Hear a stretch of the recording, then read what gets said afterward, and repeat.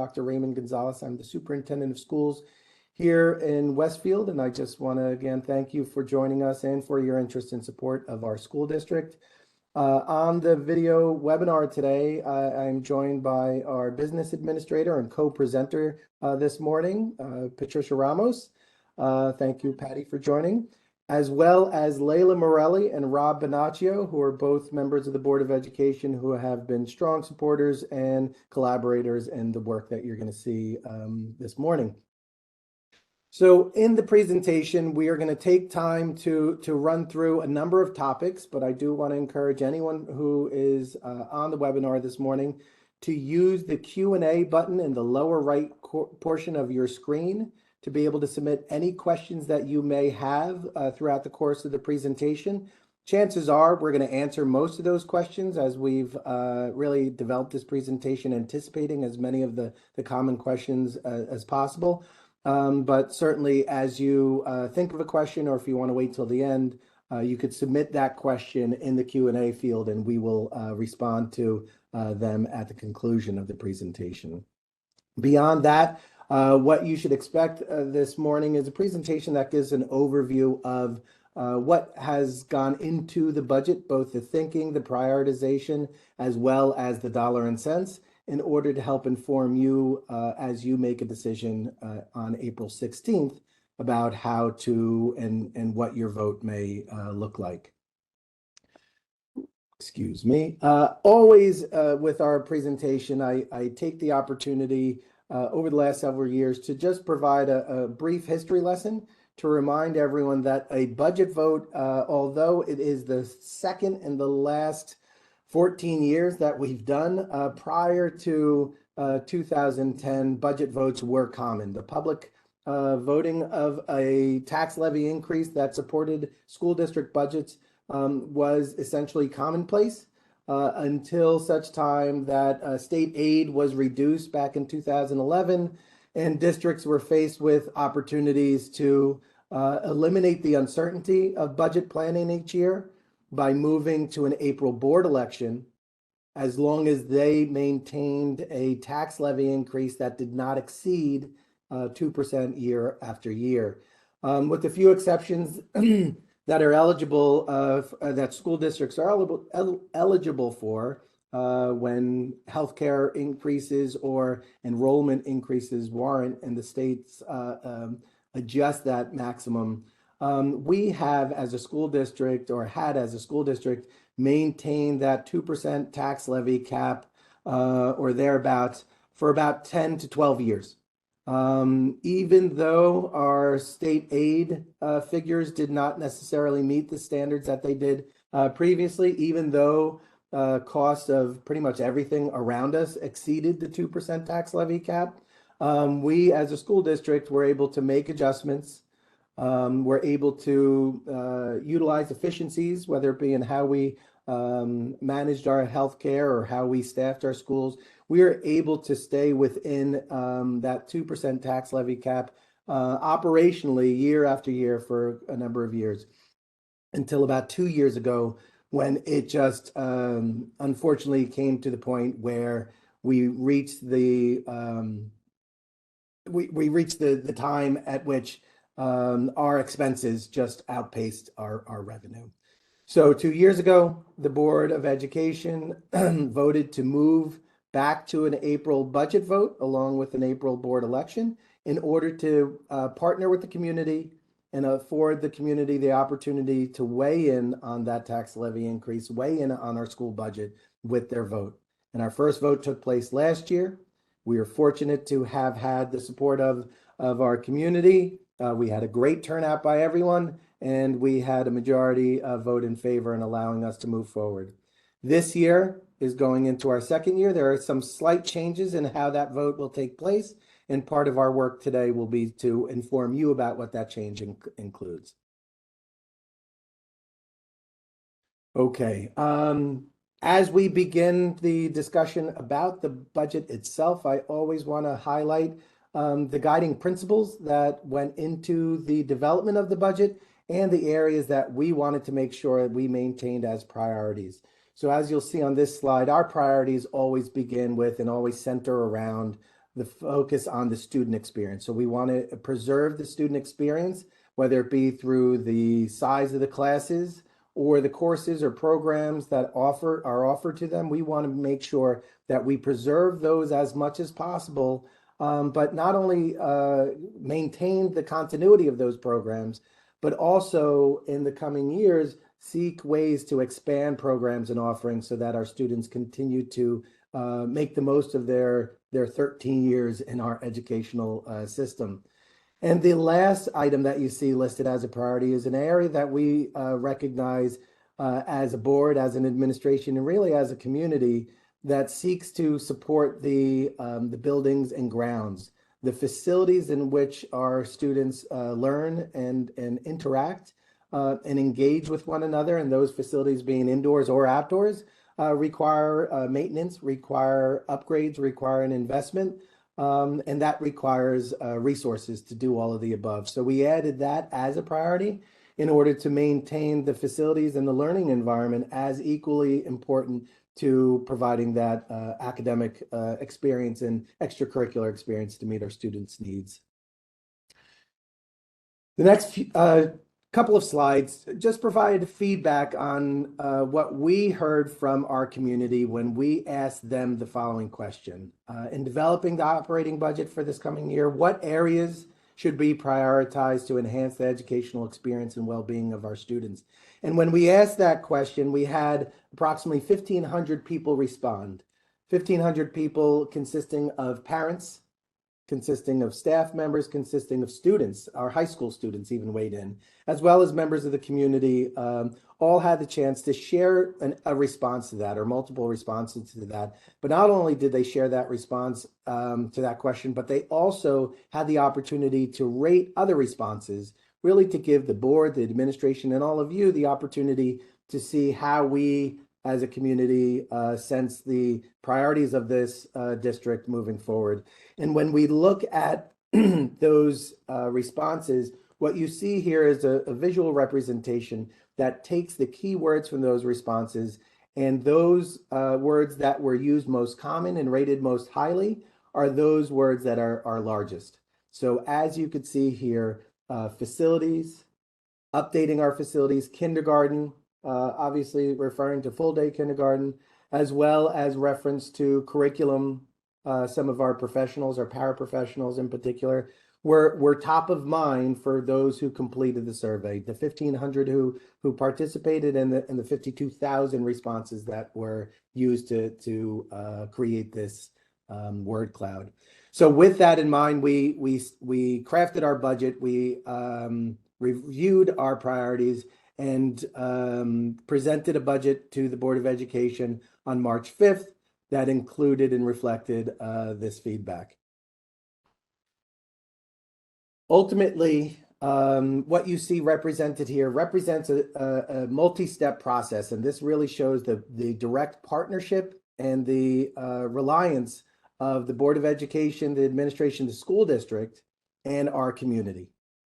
In the past, in the time period where boards of education had the ability to approve budgets without a budget vote, everything you see on this page, if it was within the tax levy cap, would have been voted on by the Board of Education and executed by the administration the next year. When we moved to a public vote last year, everything on this page, which represents the tax levy increase, everything was presented to the community for a vote in the form of two questions: a base budget, which was still limited to the tax levy cap, and then anything above that cap. Now, I don't want to confuse by going into the details of what would have happened if one vote went up and one went down, but I think it's important to note that as recently as last year, the public voted on everything that's seen on this page. Due to changes that were signed into law this year, the result is a combination of what happened the prior 12 years and what happened last year. So what you see represented in blue represents the base budget and the majority of the tax levy cap of the tax levy requirement that is within the maximum allowable cap. You'll notice here that maximum allowable exceeds the 2% that I referenced before, but that's because we had adjustments that we were eligible for because of increases at the state health benefits level that were then factored into the adjustments that we were eligible for. As a result, the Board of Education is required to approve a budget within that tax levy cap at whatever rate that they decide. And in this case, the majority of our budget is found in that 2.62, that blue portion. So on March 26th, when the board votes, they will vote on whether or not to support that 2.62% tax levy increase. And once that is done, that will then serve as the base budget moving into the next school year. But we're not done. The 0.59 in red and the 0.9 in green represent any amount above that tax levy cap that the board does not have the ability to approve on their own. That is where the partnership and the involvement of the community comes in. The 0.59% represents that portion of our budget, that portion, quite honestly, of our staffing that is unable to fit within the 2.62% that you see in blue. So in other words, we have staff members that are represented in the 0.5. We have 7 staff members that are represented in that 0.59%, who unfortunately we are unable to fit within the 2.62% tax levy cap, and therefore will require voter approval for those teachers to continue to exist within our operating budget. The 0.9%, that represents anything above and beyond the existing continuity of education, the existing programs that we are looking to introduce as new items. Both the red and the green are going to be presented to the public for a vote and require voter approval for them to exist next year. Okay, what's in the blue? What you see here is just a summary of the key highlights. In the blue, we continue to maintain the programming and the extracurricular opportunities. So that includes our visual performing arts and our athletic programs.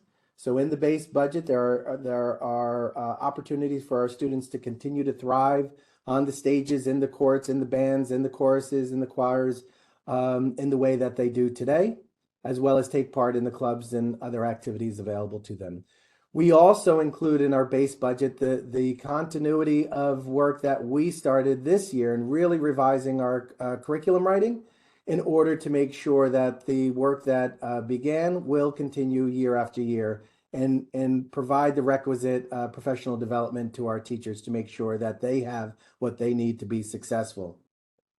We also include upgraded technologies. We include upgrades to classroom furniture. As we mentioned earlier, that the thought exchange that was shared provided plenty of feedback for us from the community, saying that modernizing our facilities was a priority for them, as it is for us. So we're pleased to be able to incorporate that into our base budget.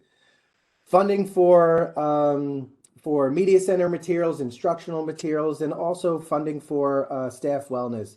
One thing that I failed to mention, and really I think it is an important thing to note, is that our strategic plan that we developed over the last year and adopted this fall really represents the 5 pillars of focus for the school district, where we are going to ensure that student learning and the student learning experience is a primary goal.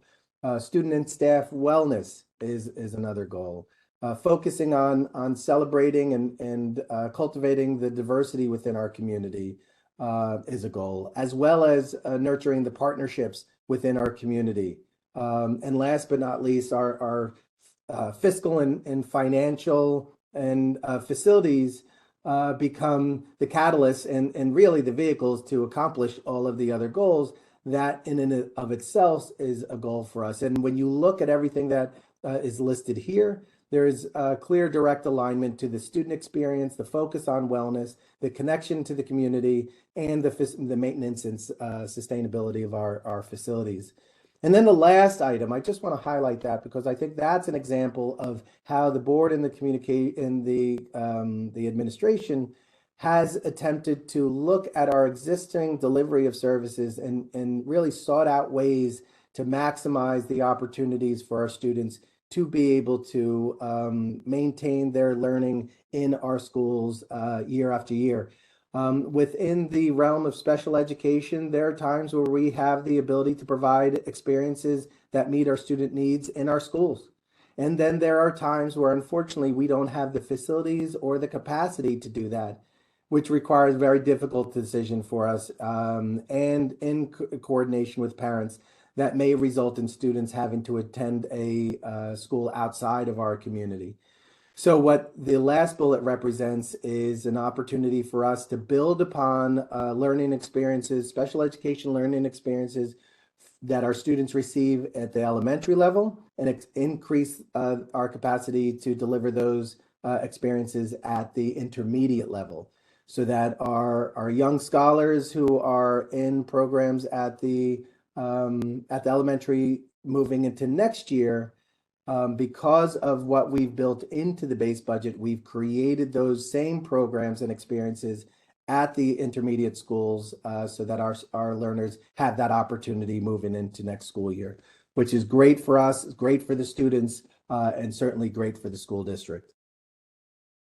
When you start to then break down each of the other bands in that graph, you start to see some of the more details that people are interested in. What goes into the red, as I alluded to earlier, were 7 teachers. Those are 7 teachers because of everything else that I described would not fit into the base budget. And quite honestly, would not fit into the base budget simply because if we fit them into the base budget, then we were pushing out something or someone else. So that would have meant we would have started to reduce programs or offerings or opportunities to continue what we started. And certainly as the opportunity presents itself, this is where the partnership comes in. So what you notice here, we have listed are 3 elementary teachers, 2 intermediate, and 2 high school teachers. That's the only level of specificity that we have at this time. In the event that the board, the budget is not approved, excuse me. In the event that the budget is not approved and we have to eliminate these 7 positions, what factors into who those individuals are relates to items that are considering what vacancies we may have, what retirements or resignations we may have. We also look at whether or not individuals have tenure. We look at seniority, how long people have been in place. There's a number of factors that go into it. We also look at just whether or not naturally and through attrition, whether or not sections or enrollments are going down that may narrow down a section that would allow us to potentially reduce without having to do anything further beyond what you see listed here. So we don't know who those individuals are. We don't know what classes or what schools are affected at this point, because this is what our plan B would have to be if the budget vote does not move forward. So that was what is represented in the red band. And then when we move into the green band, then we start to see the enhancements. And I just want to categorize the enhancements really as those opportunities for the school operating budget to start to address the needs of our schools and as many students as possible. So last year, you recall our opportunity to ask the voters for additional support to enhance our programs really examined areas of need related to academic support, language learning, as well as social emotional learning. So our counselors, our ESL teachers, as well as our academic interventionists were all part of the additional proposals. This year, our additional proposals really look at a couple of areas that I'll run through, but really with the intent to try and touch every school in one way or another. Beginning with our enrichment opportunities. The proposal includes adding teachers through our K-5 program that allow us to develop and implement an enrichment program for all students, similar to what we have put in place through our academic support program, where we have general academic supports that are available to everyone, as well as more targeted and specialized academic supports. We would like to introduce a similar opportunity and program for our enrichment experiences, so that enrichment will be provided and integrated for all students, as well as being able to provide more targeted groups opportunities for additional enrichment as they progress into our system and our curriculum. The experiences will be supported both by their classroom teachers and these dedicated elementary enrichment teachers. When you look at the secondary level, it takes a different format. Because the secondary level is really elective-based and course-based, we also have the opportunity to look at how we currently offer those enrichment experiences. At the intermediate level, we do have a G&T teacher, one gifted and talented teacher. And quite honestly, that same gifted and talented teacher also supports all of our elementary schools. So you can imagine why the addition of personnel is so critical to the advancement of our enrichment proposal. But what we're looking at is really at the intermediate level is trying to develop a program using these additional resources that will re-examine our gifted and enrichment courses at the immediate level, so that in the future year, so next year, as part of this proposal, really we're focusing on planning and developing, so that at the future year we'll be able to implement that, and again come back to the board and or the community if as needed, to see if there's any additional resources that would be necessary to implement that. So the additional proposal also includes an examination of what we could do at the high school. Again, as you move from elementary, middle, and high school, the enrichment experience really is defined by the context of the course catalog. So at the high school, our enrichment experiences are going to be supplemented by our new elective offerings. And in order to provide those new elective offerings, such as the ones that you see on the screen, we would need to hire an additional teacher. So that additional teacher would be able to take some of the core courses, and some of our existing teachers would be able to teach courses related to robotics, food nutrition science, home technology systems, or other areas that provide new, novel, and exciting opportunities for students to expand their learning. So again, one key aspect of that green enhancement would be the enrichment proposal. Moving on to the additional items, I had mentioned earlier the creation of those special education programs that articulate from the elementary into the middle schools, our intermediate schools. Well, in doing so, we've now introduced more resources and more opportunities for our community, but also the need for support for those.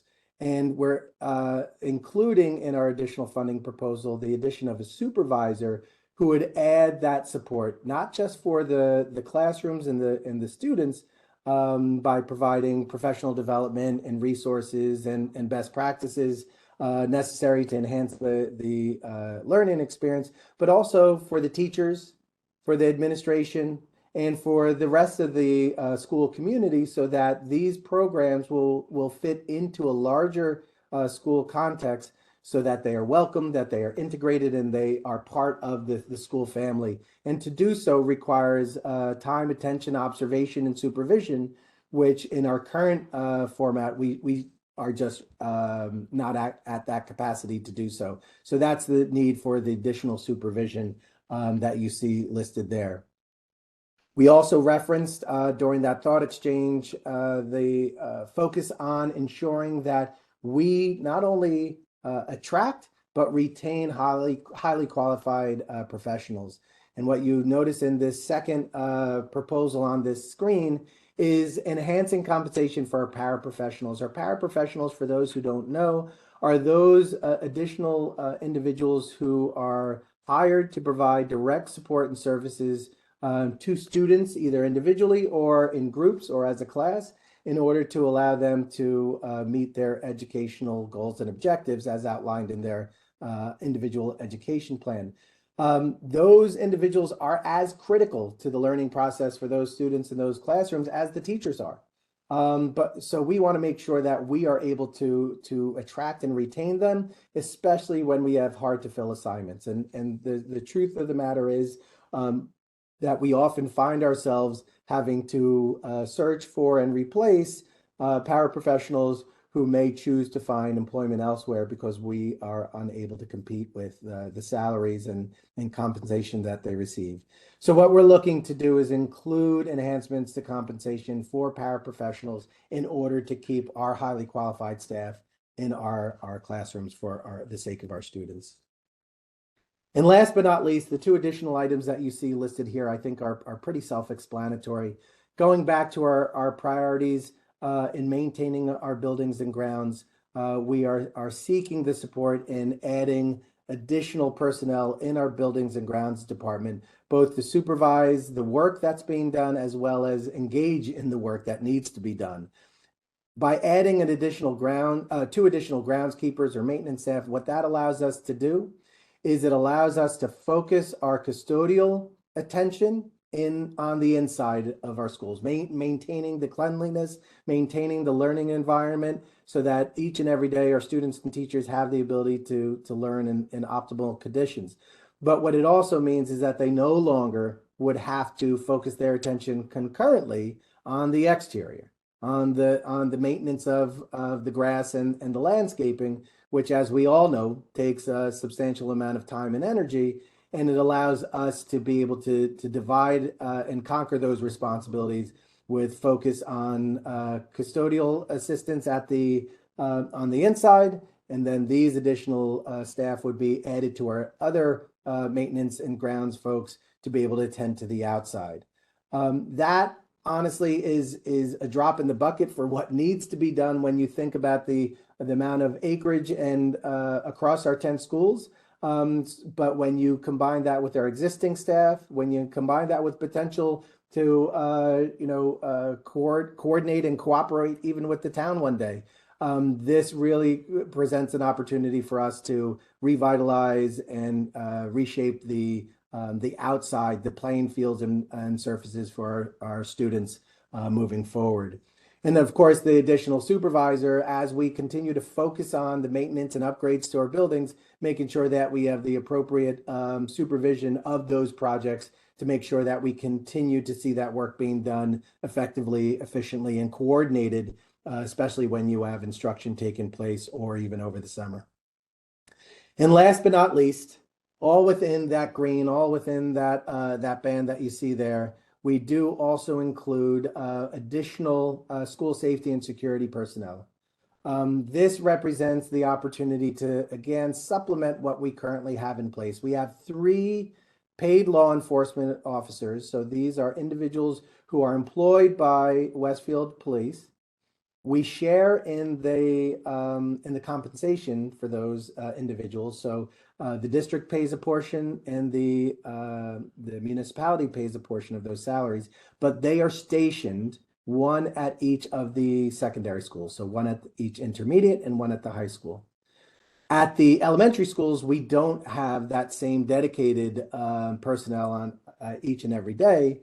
What we introduced 2 years ago was a full-time safety and security specialist who not only runs around to all of those schools, including the high schools, to ensure that our processes and protocols are in place, but he also is just a visible part of and member of our security detail, just making sure that he provides that situational awareness so that our schools remain safe at drop-off, pickup, and all the time in between.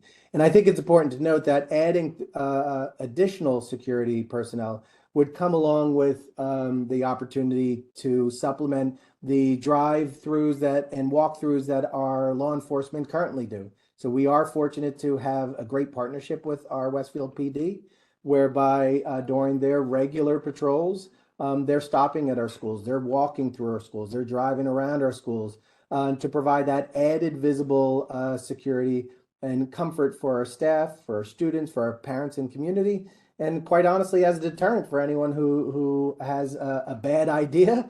You're not going to want to do it in our schools when you see our law enforcement patrolling each and every day. And adding these three additional just continue to bolster up that visible security presence and focus on security that we would be able to provide. And I do want to highlight, by adding that, it also allows us to provide that security presence after school as well. So when we have concerts, when we have plays, when we have athletic events, this increases our capacity to be able to provide appropriate security so that our participants, our audience, our staff members who are all involved have the comfort and confidence that people aren't just walking in and out of the facilities, but have a watchful eye over the event and the exit and entry for everyone. So with all of that, that represents the bar graph and the percentages. The red and the green percentages are the enhancements. The blue is the base budget. But what you as a taxpayer will do is you'll vote on the dollars and cents. So I'm going to turn it over to Patty at this point to go into more details about that. Thank you, Ray. So as Ray mentioned, the first part of the budget that was in the blue on the bar graph will be voted on by the Board of Ed, and that's represented in the 131 million in the far left column. The middle column is what will be presented to voters on April 16th, the 1,675,000. And it'll be broken out just like last year. The slides that Ray just went over, the question will specify each position that Ray mentioned and the health benefits associated with them to come up to that dollar amount, and that's what will be voted on. I'd like to highlight in here, some of the things that we've done with our budget, like Ray said, anything that's mandatory. So our special education programs that we're introducing in the base budget, we have to provide those services to students. So that's why that's included in the base budget. The second question, the additional spending proposal, can only be things in addition to what we're required to provide to our students and staff. So I'd like to highlight that. So you can see here, the 1.65 is what the taxpayers will see. The transfer from capital reserve is money that we already have that's sitting in our capital reserve account that will be used for projects over the summer, some projects in advance of a long-term referendum that we're looking at for the future. So you can go to the next slide, right? So this breaks it out into a pie chart, and I think the pie chart is always good to show because you can see how much Westfield, the local tax levy, supports our budget.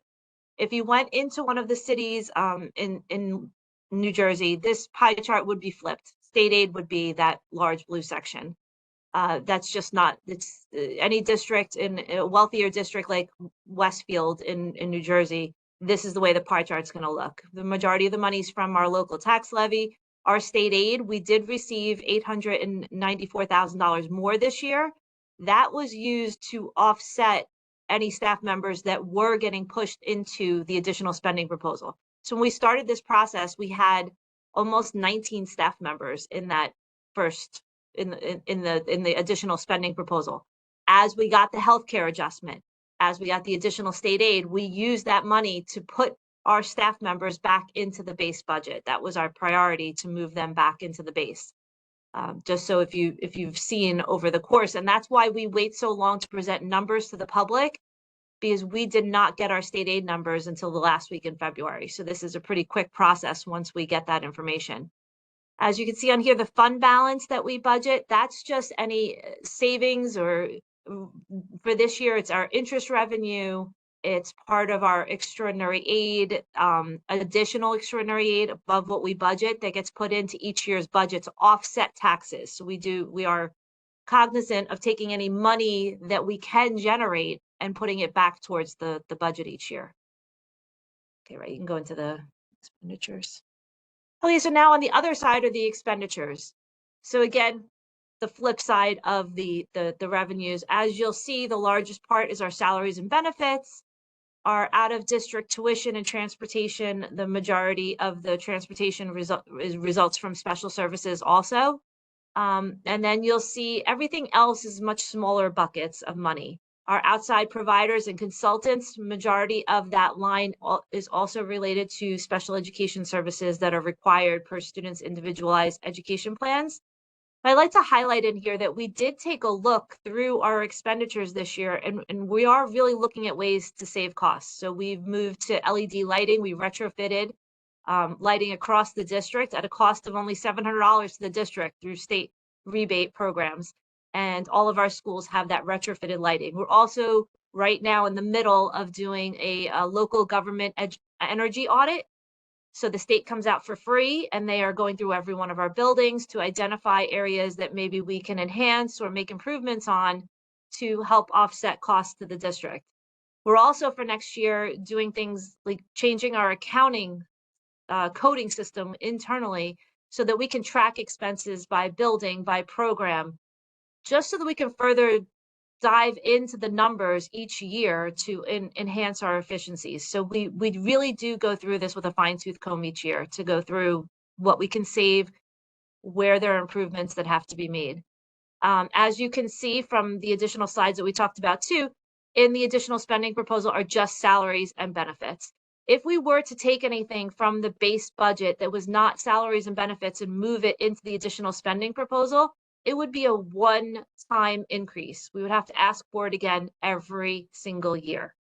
It would only be approved for the 1 year. So it does not make sense to take a large portion of our supply budget and put it into the additional spending proposal, because I would have to cut the supplies the following year if the proposal was not approved again for those same supplies. Now you can go to the next slide, right? And now you'll see here this slide is pretty much the same in any district you're going to go to across the state. Salary and benefits are anywhere between 75 and 85% of any district in the state. That's what we do. We're here for the students. And then, as you can see, it starts to come down from there. Out of district tuition, transportation, again, all directly mandated by the state, by students' individualized education plans, and that all has to be in the base budget. But what I'd like to highlight is how small some of our supplies and our purchase services, which would be our legal and other fees within the district, like our auditing fees, only are 2% of our budget. So when people say like, oh, if you cut that, you'd be able to balance the budget. Well, we wouldn't be able to balance. Our budget is staffing and benefits and required expenditures for students. It has been a very lean budget in Westfield for a very long time. Again, you'll see the outside providers and consultants make up 4%. Our capital reserve projects that we're going to do for the summer, which again is already accounted for in an account which we've set aside over the years, is 2.7. And then our required maintenance of school facilities and technology is 2%. So that's all our custodial maintenance staff. Our technology goes into that. Well, it's our custodial maintenance supplies, equipment, and our technology supplies and equipment go into that line. And now we get to the potential tax impact for next year. So the base budget, which the board will vote on, comes up to $182.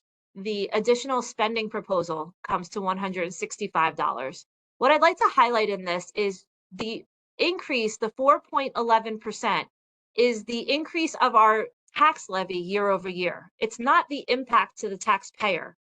Ratables in the district go up every year. And what ratables are is the town gives us the summary of the total amount, the total value of all of the taxable land within Westfield. If that value goes up, we don't get any more of that money. We don't get to increase our taxes by that. So if a new development goes up, we don't get to increase our taxes by that. Our taxes can only go up 2% over the district's prior year tax levy. So what happens if they go up, which they did, the ratables have gone up, the money goes back into the pot, let's say, and it offsets taxes to the taxpayers in town. So that's why, even though the increase is 4.11%, the actual impact to homeowners will only be about I think it was 3.7% when I looked at it. So it's a little bit less for an average taxpayer. So I just like to highlight that because sometimes it's confusing because it's not 4.11% that everyone's taxes are going to go up. And here again, we have our potential tax increase bar chart.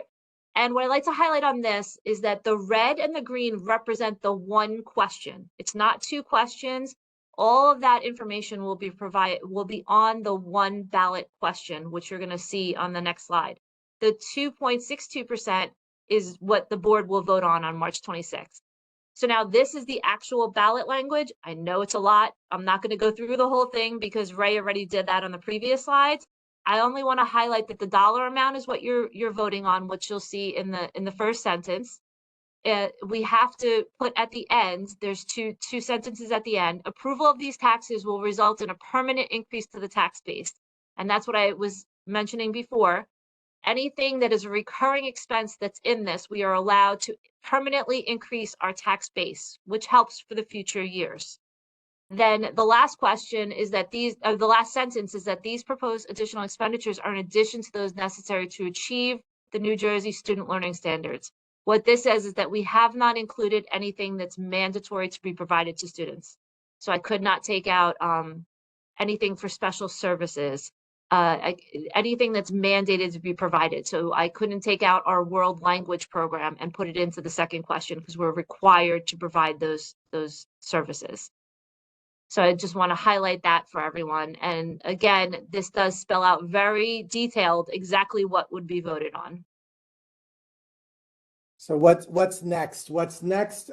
Really, the next two steps are represented here, and those are the two votes, the most important votes that factor into the budget for next year. The first is on March 26th, the Board of Education will vote on the final base budget, the blue, as well as the final additional spending proposal that will appear on the ballot. So they will, as a Board of Education, confirm their approval and support of that through a vote that will officially put that onto the ballot. And that's the red and green and the language that you just saw on the prior slide.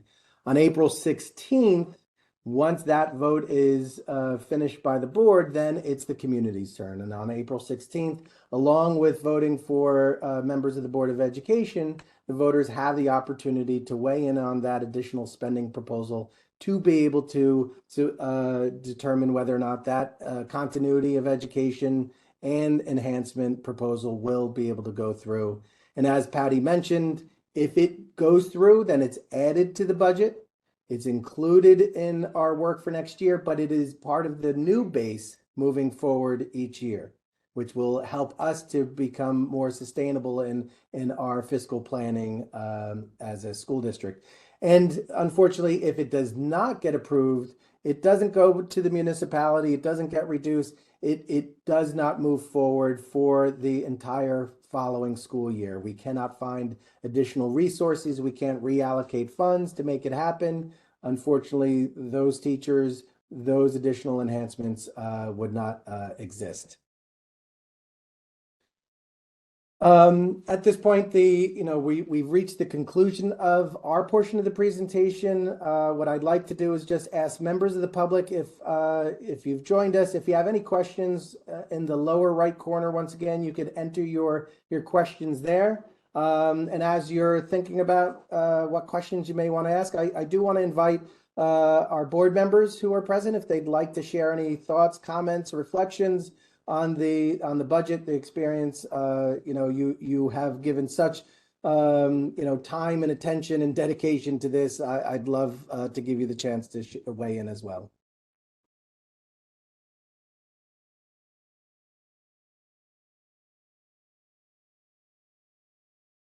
Sure, I can step in just quickly. So the budget process represents, we hear about it now, but it represents really months upon months of work and dedication by our staff. This is a process that starts, really until last year, with each of our departments spending a lot of time going through not just what their needs are going to be, but how they've managed the funds that they've been allocated in the past.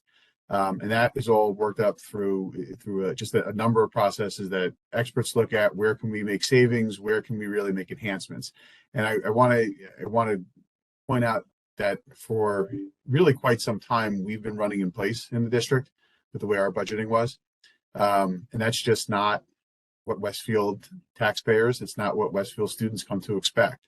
So as we see enhancements in the budget, we see them both in what the base, quote unquote, is going to be, and also in the additional revenue. So it's important that our students grow and develop, and things don't stay status quo. And this budget represents, certainly from my perspective as a board member, a great balance between the growth that we need to have, the planning for the future, as we begin to talk about expanding facilities and really making significant changes to the district, as well as ensuring that we are not overburdening taxpayers, because we saw what the percentage, of that budget is. So this is going to be a budget I'm going to be very happy to support. It's got the right balance between enhancing and keeping us moving forward, while also ensuring we're doing things in a cost-effective and very thoughtful manner. Just to add on to what Rob is saying, I feel like last year we were all very new to this. Well, at least the board members were. Maybe the administration wasn't. We were all very new to this, and you walked us through it then. I was very appreciative of that time spent so that we could truly understand the process. And this year, it's much easier for me to follow along, so to speak, but also to see the careful considerations that went into this budget. It's easy to say, oh, we're not asking for a lot. The district's not asking for a lot. And I don't think we are asking for a lot, but I think what we're asking for is prioritized and reasonable, because like Rob said, there was a stagnancy and we need to slowly grow and develop into everything that we know that Westfield can be. And I love that we are doing this with the goal of maintaining what's offered, making sure that everything that the students and faculty already have, continue to have, and that we're supporting everything, keeping that in mind and growing on that. I know facilities is, our biggest wrench in the armor, or a kink in the armor, so to speak.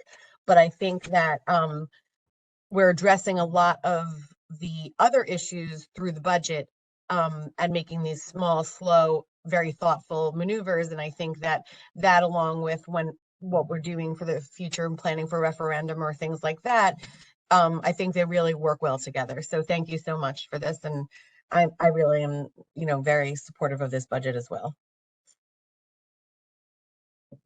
Well, thank you both. And seeing no questions in the chat or in the Q&A, the only things that I would add then are two questions that we often get. And one is, what about full day kindergarten? Why do we keep asking about it or hearing about it, but never seeing it? And I think it's important to just remind anyone who's listening that the proposition to add full day kindergarten to our curricular and instructional program requires funding in two ways. It requires funding in support of additional staff that would be necessary to create those additional classrooms. But then the additional classrooms require construction costs, and that's a capital expense that would not be able to be absorbed into an operating budget. That is why we continually reference a future referendum, and quite honestly, a future referendum with a timeline that is probably associated with this time next year. So for anyone interested, we are continuing to move in the direction of that planning, but it would not be part of a operational budget to build those classrooms, but down the road would be part of the operating budget to add those staff members and resources. So I do want to highlight that. And then the second question that is often asked is this, are we going to do this every year? Do we have to do this every year? And the short answer is probably. For the reasons that I shared earlier, the acceleration of the expenses outpacing the growth of our revenue just means that in order for us to continue to operate a school district with the same level of support services and to be able to see our schools grow, for our students to grow, will require this continued partnership. which means that we're going to continue to share information, solicit information and feedback, because we want to make sure that you understand what our schools are all about so that you could ask your questions and feel more comfortable about your investment in our schools that really represent investment in your properties and your community as well. So with that, I do want to thank everyone in attendance today and anyone who's viewing a recorded version of this. Oh, wait, we do have a question. Okay, I may have missed this. If the enhanced budget doesn't pass and teachers have to be cut, does that lead to larger class sizes, or what is absorbed? And we have no firm decision as what the impact will be. What I did reference earlier, and I'll share again, is really it depends on where we are at that point in time. If we have individuals who are retiring from courses that are no longer being offered because we don't have the students selecting those courses or enrolling in those courses, if we have class sizes that are at a point where they're low enough that we can consolidate classes and we don't need an additional teacher, then through that natural attrition, we would just not replace teachers. In other cases, though, if we don't have situations like that where someone's retiring or resigning and we just don't fill those positions, if we don't have situations where it will naturally not be absorbed, then we're going to have to make decisions about potentially impacting the classes. When we talk about 3 teachers at the elementary, 2 at the high school, and 2 at the intermediate, obviously that doesn't have the same level of impact if those numbers were bigger. And I can't confirm that every class will be larger, every school will be impacted. But where those teachers end up being potentially reduced, and again, only if it does not get passed, then those students and those student experiences may be impacted by the consolidation of classes and those enrollment and class sizes going up. At an intermediate level, as I mentioned before, it's slightly different because you're looking at electives or course offerings. And what that may mean is that it impacts our students' access to those courses. So if we offer 2 or 3 sections of a particular class, and as a result of this have to reduce a teacher and no longer be able to offer as many sections, then it limits the ability for a student to possibly incorporate that into their schedule.